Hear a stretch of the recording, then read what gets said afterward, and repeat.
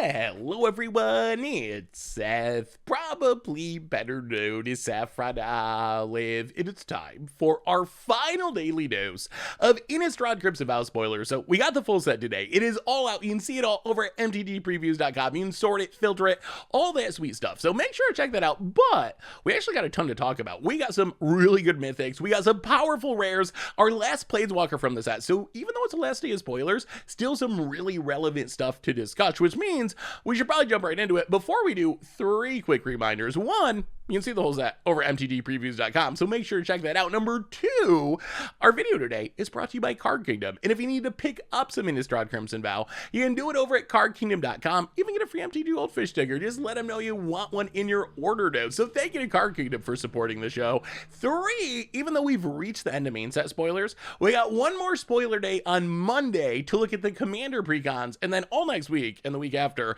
we're going to have a ton of new Innistrad Crimson Vow stuff. We're going to have top 10 videos talking about what cards will be good in Constructed. We'll have gameplay streams over at twitch.tv/MTGGoldfish starting next Thursday. Gameplay videos on the YouTube. So we're not done. Not even close. We're actually really just getting started now that spoiler season is over. So anyway, with that stuff out of the way, let's talk our last batch of awesome Innistrad Crimson Vow cards. First up today, we have a new Kaya, our last Planeswalker from the set, Kayageist Hunter. So 3 mana, 3 loyalty, +1, creatures you control gain death touch until end of turn. You can put a +1/+1 counter on up to 1 creature token you control. -2, until end of turn, if 1 or more tokens would be created under your control, twice that many tokens are created instead.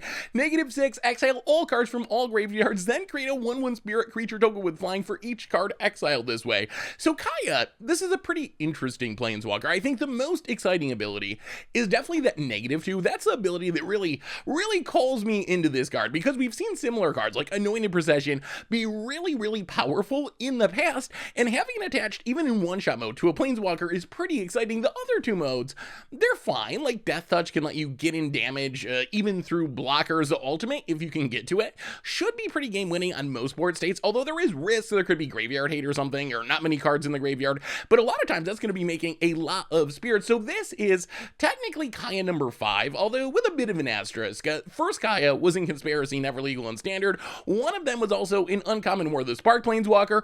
So this means we finally have enough Kayas to do a Kaya Planeswalker Tribal against Odds deck, which I'm sure we'll be doing in the near future. We even have 2 Kayas Legal and Standard right now, with Kaya the Inexorable in the format as well.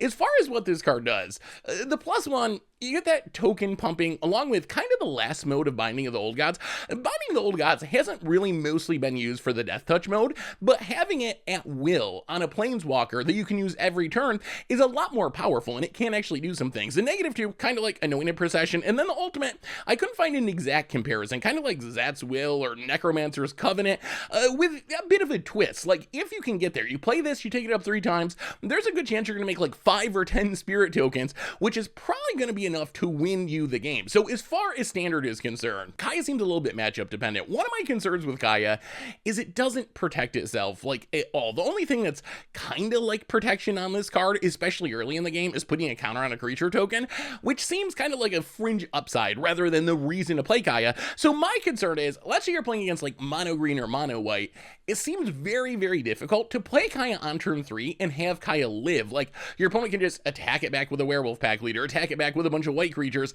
So it seems tricky to play this card early, but maybe it's a Planeswalker you don't want to play early in a lot of those matchups. Maybe you're trying to wait until turn 5, turn 6, play Kaya, immediately take down, immediately double up some token producer that you have. That seems like it could have some potential. On the other hand, in matchups like Dimir Control or against some of the Epiphany decks, then I think Kaya is actually pretty sweet. These are decks that aren't really good at pressuring Planeswalkers in the early game. You can slip it in early, and you can theoretically tick up, and get to that ultimate before your opponent starts going off with Leer, before they start chaining together Elrond's Epiphanies. And if you make a bunch of spirit tokens, like, that's going to shut down the Elrond Epiphany loop. Your opponent's not going to be able to attack you to death while they're taking extra turns most likely. So seems really solid against control decks, less so against the creature-based aggro decks because it doesn't really protect itself. As far as where this can see play in Standard, one possibility is with the other black Planeswalkers, Kaya and Lolth in specific. Like, Kaya ticking down to double up tokens works really well with Lolth's -3 ability, making 4 tokens that also, when they die, are going to add loyalty back to your lull. Seems really powerful. Kaya the Inexorable lets you put a counter on a creature, and then when it dies, you get a spirit, or you can potentially get 2 spirits. So there's shenanigans here. Maybe we have some sort of like token planeswalker deck available in the format. Another really awesome place for this card, and probably the place I want to play it most in Standard, well, second most, there's another place I want to play it even more, but is the Sedgemoor Witch, Hunt for Specimens, Lessons, Tend the Pest, Plumb the Forbidden combo style deck. We've never really seen this deck take off in Standard, but there are ways to like Tend the Pest, sacking a huge creature to make like 10 tokens. Imagine having a Kaya out, or maybe even just having Kaya ticking down, having a Sedgemoor Witch, slinging some spells, like you Plumb the Forbidden, you sack all your stuff. Each of the copies is going to make a token. With Sedgemoor Witch, it's actually going to be 2 copies, so you're doubling up your tokens there, then you draw another Plumb the Forbidden and do it again, and snowball out of control. So there could definitely be some sort of like Golgari or black-white Sedgemoor Witch pest token combo style deck with Kaya. Also, it seems reasonable just with some of the good cards in the format. Like Scoot Swarm, I know makes a lot of token copies. You can make twice as much with Kaya, or like playing this and then turn 4 Azeka's Chariot after ticking down Kaya to make 4 2/2 cats, or even like Renin 7, doubling up the Treefolk token. Even just that, like that's a lot of power on the battlefield. So you can see a lot of Orzhov, Golgari style synergies here. Also, you can just play a straight up token deck. Battle for Bertagard's a card that's really intrigued me in Standard. It has never worked out, but that last lore counter of essentially doubling up each of your tokens, well, each one that has a different name, seems like it could be really powerful. We got stuff like Join the Dance, we have Starnheim Unleashed, so it seems possible that maybe Kaya can be in a straight up token deck in Standard. The place I want to play it most though, and this is definitely jank against the odds, but still, oh my goodness, this deck seems so fun, is Treasure Storm. So we have Stormkiln Artist, which is kind of this crazy engine for casting spells. Whenever you cast an instant or sorcery, you get a treasure. If we can play Kaya and tick it down, remember that -2 doesn't say creature tokens, it doubles up any token. So every spell we cast is going to make 2 tokens with Stormkiln Artist, and then we cast our Unexpected Windfall, which essentially becomes a free spell. We discard a card, we draw 2 cards, we make 2 treasures, well actually 4 treasures because of Kaya, or like Seize the Spoils, becomes 1 mana. We cast it for 3, we get back 2 treasures, throw a Zorn into the mix with this, and oh my god, you just kind of go pseudo infinite. So maybe we can actually have some sort of wonky Storm deck in Standard based off Kaya's treasure doubling power, along with Stormkiln Artist and friends. In older formats, and I guess in Standard as well with Finn, you can also play off the Death Touch synergy. I think that in Standard, it's mostly just going to be, all right, I got a bunch of creatures, you got some blockers, I don't want you to block my weenies, I'm going to take up, I'm going to swing, if you want to block with your big stuff, sure, I'm going to kill your stuff, but we do have Finn, which cares about Death Touch. If you want to go janky Finn, try to kill you with poison counters, Kaya seems great there, turning all your non-Death Touch creatures into Death Touch creatures to get infect counters. Once you get back to like Historic and back to Modern, you got like Hooded Blightfang, which cares about Death Touch. You got Vraska Swarm's Eminence, a pseudo Death Touch lord, so you could definitely build a fun, probably semi-casual Death Touch tribal deck, with Kaya's +1 being key to making the deck work. Also, I mean, the one-shot Anointed Procession doubling season is kind of interesting. I don't think it's as good as an actual Anointed Procession in doubling season, but coming attached to a Planeswalker is nice, and we've seen these cards be really powerful in the past, which might give it some potential in token-style commander decks. And in token-style commander decks, I think you just play it with your Anointed Procession, play it with your doubling season, and then things get really crazy for a turn when you make your tokens. Things are going to get way out of hand. You're just going to make so many tokens. So Kaya, it's definitely sweet. I'm a little worried about how good it'll be for top tier play, just because it doesn't protect itself, but it is only 3 mana. The -2 is powerful. In the right matchups, it can rush the ultimate, and that ultimate should be very, very strong.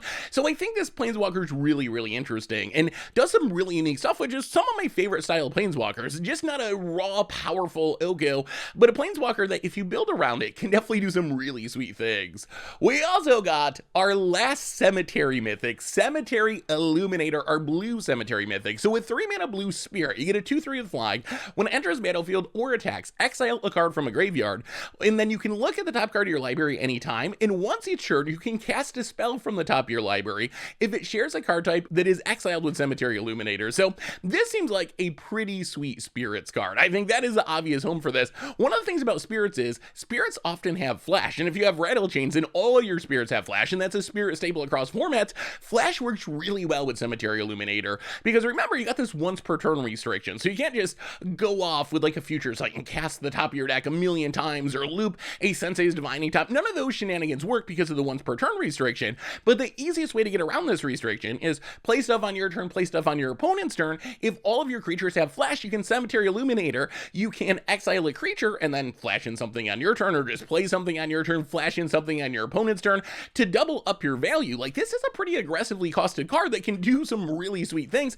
Along the same lines, Spirit decks often have a bunch of instants. Like, depending on the format, you got stuff like Path to Exile, you got Collected Company, you got Lofty Denial, and one of the upsides of Cemetery Illuminator is it can exile multiple cards. You get one when it comes into play, another when it attacks, so you can potentially have a creature exiled, and then an instant exiled, and then you have a ton of options for casting off the top of your deck, and you can go further. Like, if you can get enough stuff exiled, you should be able to play any non-land off the top of your deck. Doesn't work with lands. That is one of the drawbacks of this card, because it says cast rather than play, so the lands are going to fizzle your little chain if you have a land on top of your deck, but still, you can turn this into a very consistent source of card advantage. I think my concern for Standard is, I don't know how often you're going to be able to attack with this in some matchups. One of the hallmarks of our current Standard is pretty big flying creatures, Gold Spans, Moonville Regent, or Reach tokens like the one from Ren in 7, so I don't know how consistently you're going to get 2, 3, 4 cards exiled under your Cemetery Illuminator, but I think that's still fine. Like, play a bunch of spirits in your deck. You got 30 spirits,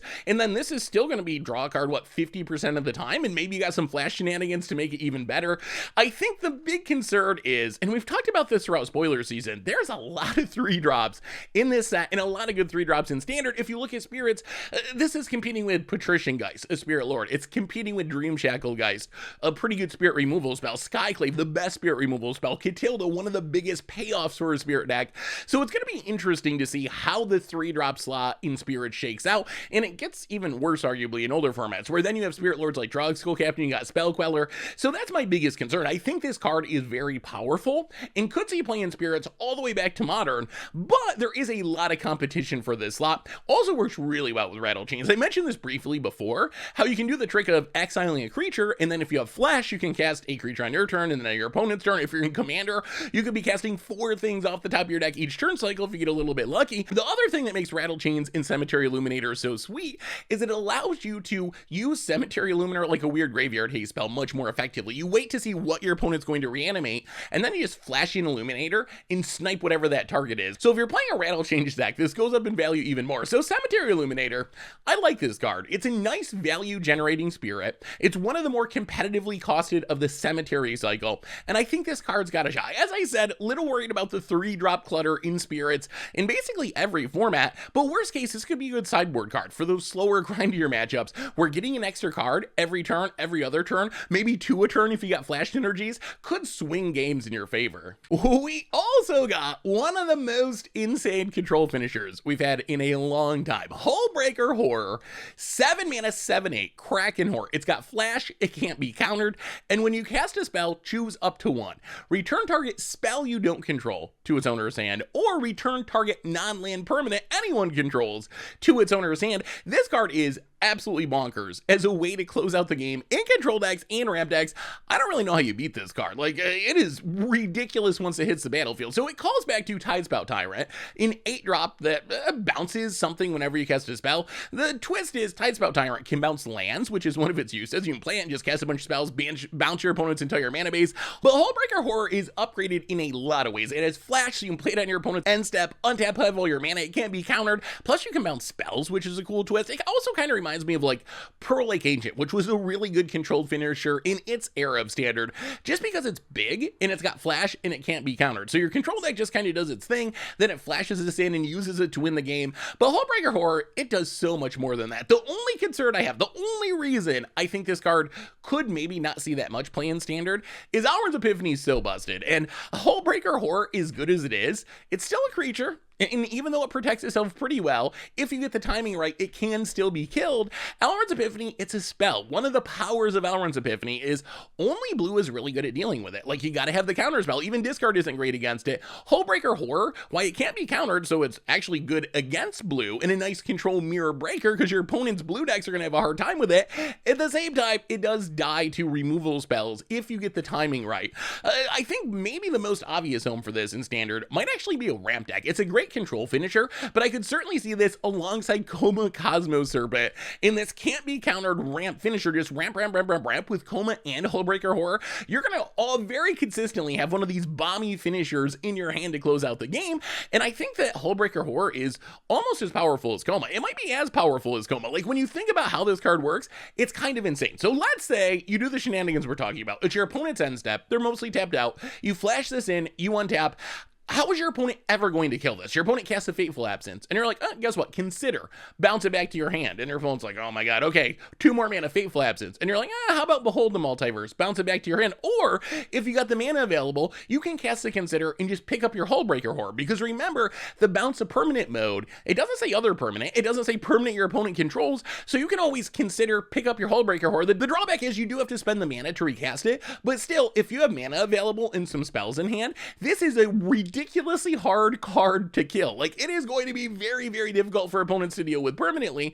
And then the other thing you do with it is just go on the offensive. We've seen Cyclone Summoner be used as this reset button to just bounce all your opponent's stuff. Holebreaker Horror, it doesn't just do it all immediately right away, but if you flash this in on the end of your opponent's turn, untap with a handful of cards, you can just sling your spells, cast some stuff, and probably bounce all or most of your opponent's permanents, which then also clears a way for Holebreaker Horror to get through and smash your opponent to death, which is kind of insane. And it even works against like Goldspan Dragon. Goldspan Dragon makes the treasure when it's targeted by a spell. This isn't a spell that's targeting, so you cast a spell and then bounce the Goldspan. This card is absolutely bonkers in Standard. Making it even better, it works with Leer. Leer has this spells can't be countered downside. Well, Holebreaker Horror, it doesn't counter spells. It just bounces them back to your opponent's hand. So you can play Leer, you can play Holebreaker Horror, you can cast random spells from your graveyard. The deck has a ton of instants usually, and just keep bouncing your stuffs forever. It seems incredibly obnoxious to deal with. Like, once this is on the battlefield, it is going to make you miserable. It's even a crackhead to work with Runo. Stormkirk, we're wondering how you can make Runo work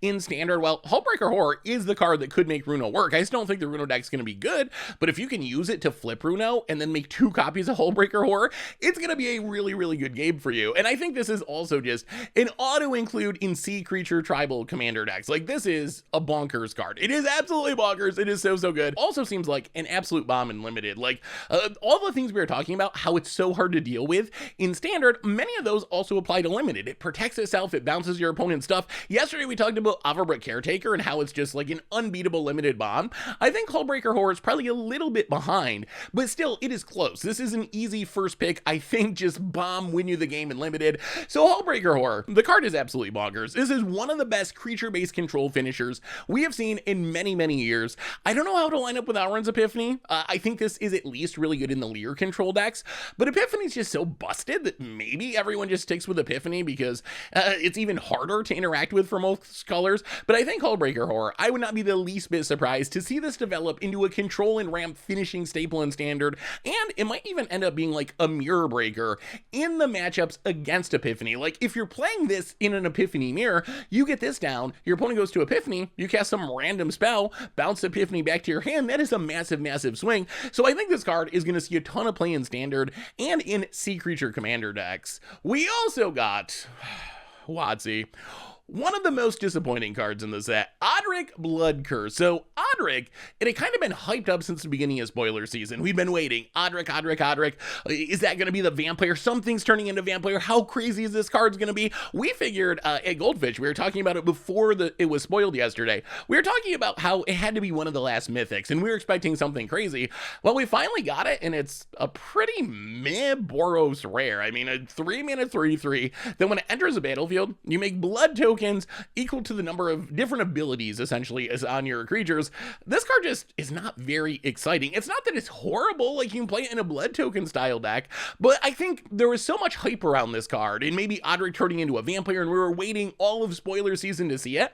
I couldn't help but to feel a little bit let down and disappointed that it just wasn't more exciting. I actually think this is probably just the worst Oddrik by a pretty wide margin. Like, make a bunch of blood tokens? That's not all that exciting.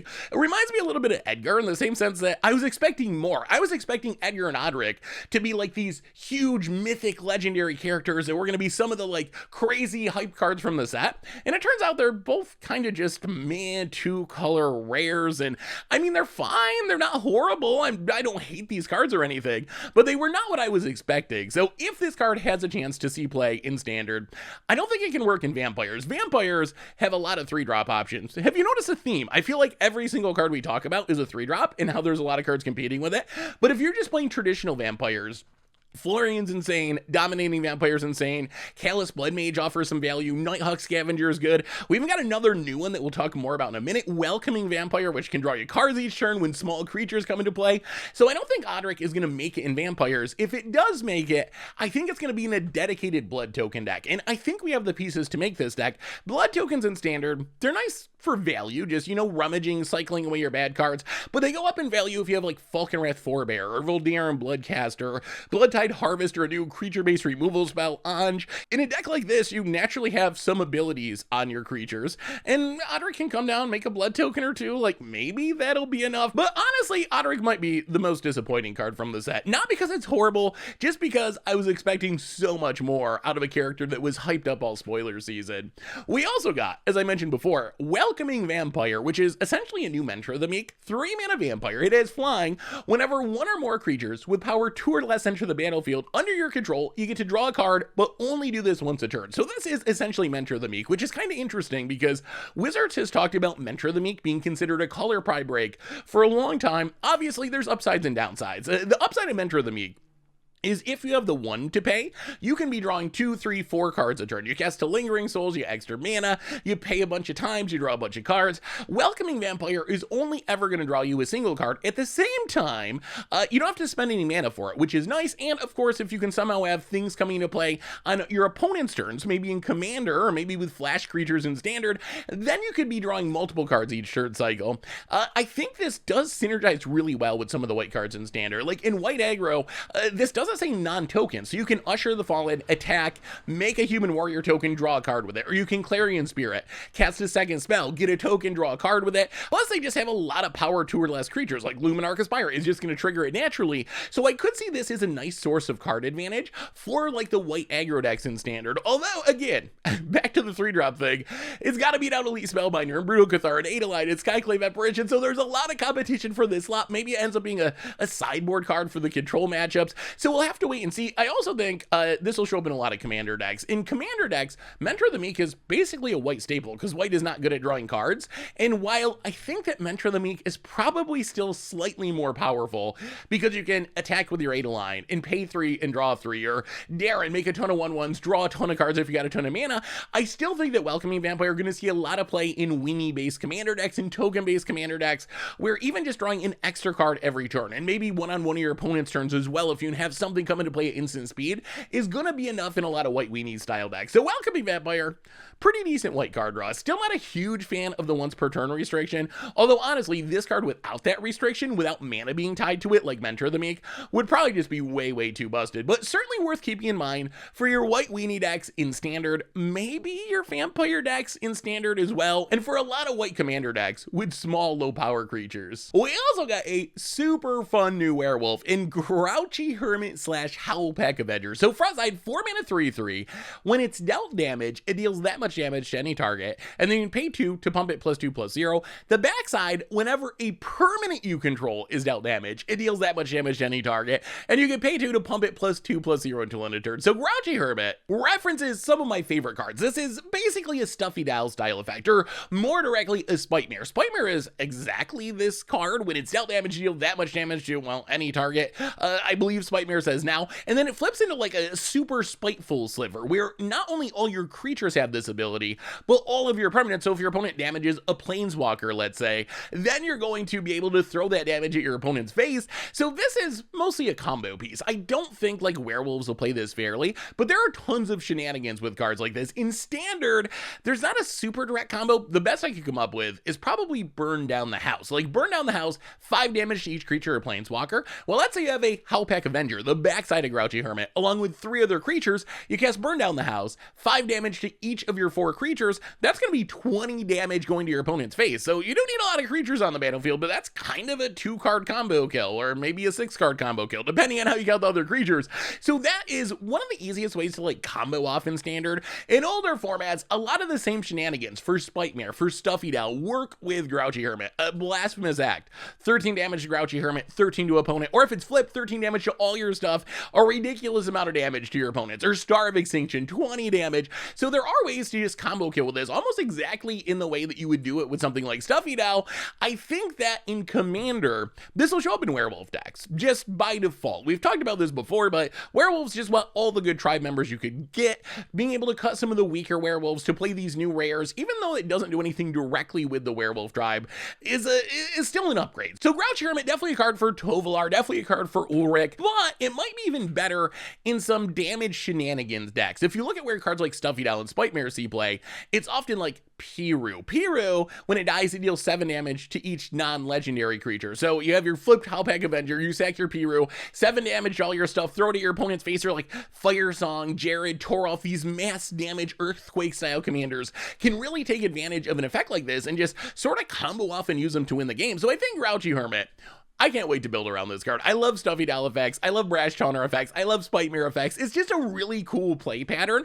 I don't think this will be a super competitive card in Standard. It'll certainly show up in some Commander decks though, and it'll probably make for a great budget Magic or Against the Odds episode. We also got a wolf enchantment, Howling Moon, 3-mana enchantment. At the beginning of combat on your turn, target wolf or werewolf you control gets +2/+2 until end of turn, and whenever an opponent casts their second spell each turn, create a 2/2 green wolf token. So Howling Moon, I think it's too slow for Standard. Like, pumping a wolf +2/+2 is fine, although I think you'd rather just be playing another threat. You'd rather have another wolf on the battlefield, and in Standard, maybe you get a wolf sometimes when your opponent casts 2 spells. It's going to be a little inconsistent. Where I think this card gets much, much better is in Werewolf and Wolf Commander decks, because then you have 3 opponents who are all casting spells. Many of them are going to want to play 2 spells during their turn, so there's a decent chance that this is going to be making 2, 3, 4 tokens each turn cycle, and then that's a very, very strong card. So Howling Moon, I don't think it's really a Standard card. I don't think it's designed really to be a Standard card. You could play it in Wolves for fun, but again, I think you're better off just playing another good threat to try to kill your opponent rather than this somewhat slow enchantment. But in Commander, can definitely make a lot of wolves. We also got a bunch of new Commander focus cards. So one of the new things Wizards started doing with our last Innistrad set actually is putting these new cards in set boosters that are not legal in Standard but are designed specifically for Commander, also legal in like Legacy and Vintage, although none of these cards really have potential there. So even though our full Commander spoiler day is Monday, that's when we get the full Commander precon list, I figured we should probably talk about these cards a little bit. Not gonna go super duper in depth. None of them I don't think are like super crazy busted, but some of them are pretty fun. So we start with the one commander from the set, Umbras Fear Manifest. So Umbras, 5-mana 1/1, legendary Nightmare Horror. It gets +1/+1 for each card your opponents own in exile. And when it or another Nightmare or Horror enters the battlefield, you make target opponent exile cards from the top of their library until they exile a land card. So this is exciting, not because it's super strong. I think it's kind of a medium to low power commander, but we've never really had a Nightmare/Horror commander that cares about the tribe. Like, this actually rewards you for playing Nightmares and Horrors because it gives you the trigger, and this card is going to get really big. I think this is kind of a Voltron-y style commander where you cast a few Nightmares and Horrors, you exile a bunch of cards, and it is just going to be like a 20/20, a 40/40. It is pretty easy to grow this into a absolutely massive threat, and then you can just one-shot kill people, make it unblockable, smash people down with commander damage.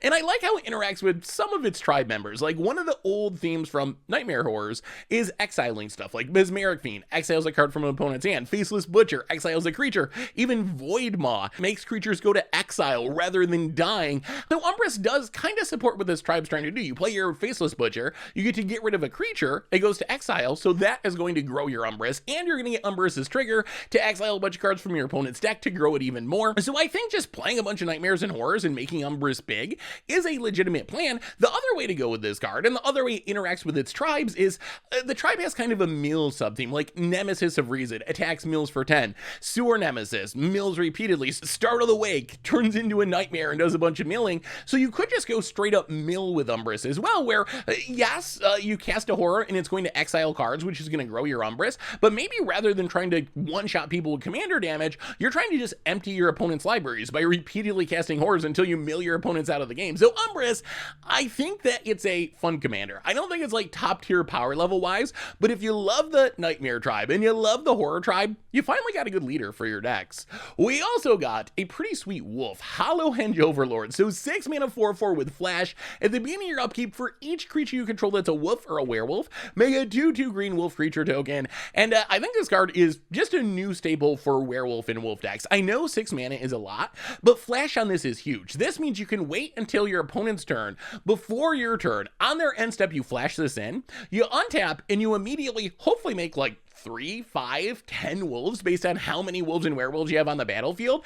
That's a lot of power and toughness for 6 mana. And if it sticks around, it's going to do it again your next upkeep and your next upkeep. So it's just flooding the board. In the next time, it's going to trigger based on all of the tokens it made the first time. Let's say the first time you make 5 tokens. So you have a total of 10 wolves and werewolves now. The next turn, you're going to make 10, so you're up to 20. The next turn is going to make 20, so you're up to 40. So it snowballs really, really hard. So if you're playing a werewolf deck like Tovolar or a wolf tribal deck, Tolsimir Wolf-Blooded, I think that this is a card I would definitely consider for the deck. It seems like a really, really powerful finisher for the tribe. Flash is huge. That really makes the card. We also got a bunch of new Soulbond cards, a weird mechanic. 9 on the Storm scale, not something we expected to return, starting with Mirage Filx. So Mirage Filx, 6 mana 4/4. It is Soulbond. If you don't know Soulbond, it says you may pair this creature with another unpaired creature. Whenever either enters the battlefield, they remain paired for as long as you control both of them. So basically, when you play Mirage Filx, you can pair it with a creature you already have on the battlefield, or you can choose not to pair it, and then when you play your next creature or the next one, you can pair it with Mirage Filx. And Mirage Filx's ability is, as long as it's paired with another creature, each of those creatures, so itself and the other creature has, at the beginning of combat on your turn, create a token that's a copy of this creature, except it has haste and loses Soulbond. Exile it at the end of combat. So Mirage Filx, I think the easiest thing to do with it is go infinite with Combat Celebrant. You play your Combat Celebrant, you play your Mirage Filx, you go to combat, you're going to get a token of your Combat Celebrant, which you can attack with and exert with. Then you get another combat, you're going to get another Combat Celebrant that hasn't been exerted because it's a new copy. Plus, you're also making extra Mirage Filxes along the way. So you're basically just going to kill the table with this combo. Also sweet with just ETB stuff, like put a Muldrifter on it and get a Muldrifter every turn, or a Cloudblazer, or a Ravenous Chupacabra, whatever ETB trigger you want. As far as where this sees play, probably shows up in token copy style commander decks, a backup for like Kiki-Jiki, Dolina, another way to make token copies with haste. Also seems really sweet in some token decks, like Gyrid, for example. Gyrid, when it attacks, you get to populate and make a copy of a token, and that token's tapped and attacking. Well, you can use Mirage Filx to get a token copy of whatever non-token creature you want. And then when you go to attack with Gyrid, you can make a real copy of that token that's going to stick around. Or maybe Burdiclad. Burdiclad's another commander that wants you to have token versions of really powerful creatures. Mirage Filx is a way you can turn whatever random creature you want into a token, and then Burdiclad at the beginning of combat can turn all of your tokens into a copy of that creature. So turn all of your stuff into Craterhoof Behemoths if you want to, whatever, like some crazy big powerful creature, a massive dragon that can win the game. So I think that might be the best home. So token shenanigan decks, also token creature copy combo style decks, extra tap combo style decks. So I think this might be the most powerful of the new Soulbond cycle. We also got Thundering Nightmare, which I think is the least powerful of the new cycle. 5 mana 3/3 Spirit Horse. Soulbond, as long as it's paired with another creature, each of those creatures has, when an opponent casts a spell, put a +1/+1 counter on this creature. So Thundering Nightmare, it can get big. It can make something else big. Although in general, I don't really like commander cards that are just big. I want ETB triggers, I want combos, I want shenanigans. Just getting really, really big isn't appealing to me. If it's something that's exciting to you, then that's great, and this can get really big. Like, it is going to grow really, really quickly and become the biggest thing on the battlefield if it sticks out, and grow whatever it's paired with, but it doesn't do anything super crazy or cool. We also got Doomweaver. Doomweaver, 6 mana, 1/8 with reach, is Spider Horror with Soulbond, and if it is paired with a creature, each of those creatures has, when this creature dies, draw cards equal to its power. So Doomweaver, you don't really want it to die because it only has 1 power, so you'd only draw 1 card. But if you can soul bond it with high power creatures and then maybe sacrifice them, this can be a pretty insane source of card advantage. The first thing I thought of was Gisa Glorious Resurrector. Gisa, when your opponent's stuff dies, it gets exiled. At your upkeep, you put it into play, but they have decay, so you can steal your opponent's creatures. They're going to have decay. You soul bond them with Doomweaver. Then when you attack, they're going to sacrifice, and you're going to draw a bunch of cards. And then the next time you kill something, you get to steal it with Gisa, and the next upkeep, soul bond it, attack with it, draw some cards. So that's kind of a sweet little value-y leap for a Gisa deck.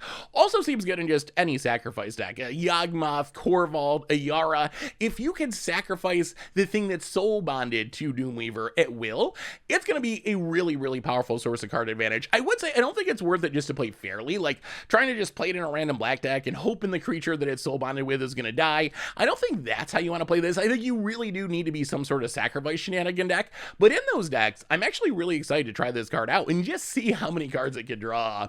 We also got Breathkeeper Seraph, a 6-mana 4/4 angel with flying and soul bond, and as long as it is soul bonded to another creature, each creature has, when this creature dies, you may return it to the battlefield under its owner's control at the beginning of the next end step. This reminds me of a really fair, really white version of Deadeye Navigator. Deadeye Navigator, another 6-drop that can kind of protect your creatures by blinking them. You don't get the combo potential with Breathkeeper still. You can't soul bond it to a Muldrifter and blink it a bunch of times, or a Peregrine Drake can make infinite mana, but it is a way that you can protect your stuff. I think this probably will mostly see play in Angel style decks where it is really good at protecting your commander. You're playing like, let's say Kalia. Kalia is a commander that wants to stick on the battlefield and attack to put big things into play. The problem is you attack with it, it gets blocked, it's only a 2/2, it's going to die. Well, if you have a Breathkeeper Seraph soul bonded to it, or maybe even put it into play off of Kalia and soul bond it, sure, your opponent blocks your Kalia, whatever, it's coming back into play on your end step anyway, then you can soul bond it again. And remember, Breathkeeper Seraph also protects itself as long as it's soul bonded. It will come back into play, so it makes it really difficult to remove things permanently, so Angel deck seems like an obvious home. Also, just white decks or white X decks that really care about their commander, like Teshar, it can win the game if it sticks on the battlefield for a turn or two, but your opponents know that, so they're going to try to kill it. Breathkeeper Seraph is a good way to make it so a lot of your opponent's removal isn't going to work. They're going to need exile-based removal to deal with it permanently, so I think Breathkeeper Seraph, even though it doesn't have the broken combo potential of Deadeye Navigator, is still a card that actually has a lot of potential protecting commanders and working really well in Angel decks. Finally, we got Impervious Mindbreaker, 3-mana 1/4 human wizard with soul bond, and as long as it's paired with another creature, each creature has, when this creature attacks, each opponent mills cards equal to its toughness.